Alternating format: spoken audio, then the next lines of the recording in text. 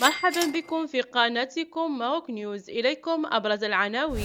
هل بطاقة التعريف المغربية الجديدة تمنح صلاحيات غير مسبوقة؟ قبل ما نبداو في التفاصيل ما تنساوش الاشتراك في القناة والإعجاب بالفيديو باش توصلوا بأي جديد. في إطار السعي لتعزيز إدارة البيانات الصحية رقميا، يستعد المغرب لإطلاق منصة إلكترونية متقدمة تتيح للمواطنين الوصول إلى ملفاتهم الطبية باستخدام البطاقة الوطنية الإلكترونية. كما ستساهم هذه المنصة في تبسيط تبادل البيانات الطبية بين المؤسسات الصحية وتوفير خدمات أكثر فعالية وسهولة. أعلن عن هذه المبادرة عزيز مرابطي مدير الأدوية والصيدلة بوزارة الصحة والحماية الاجتماعية خلال عرض قدمه في جلسة نقاش حول مستقبل الصحة الرقمية ضمن فعاليات معرض جيتكس جلوبال في دبي. وأوضح مرابطي أن الوزارة تعمل حاليا على تطوير نظام معلوماتي وطني موحد يهدف إلى تيسير تبادل البيانات الطبية بين مختلف المؤسسات الصحية. وأشار مرابطي إلى أن هذا المشروع الرقمي هو جزء من المشروع الملكي الهادف إلى تحسين المنظومة الصحية، مما يعزز من سهولة تقديم الخدمات الطبية. وبفضل المنصة الجديدة سيتمكن المواطنون من متابعة سجلاتهم الطبية بما في ذلك التحاليل، العمليات والتشخيصات بسهولة وأمان باستخدام البطاقة الوطنية الإلكترونية دون الحاجة إلى زيارة المؤسسة الصحية شخصيا، مما يسهم في تحسين جودة الرعاية الصحية.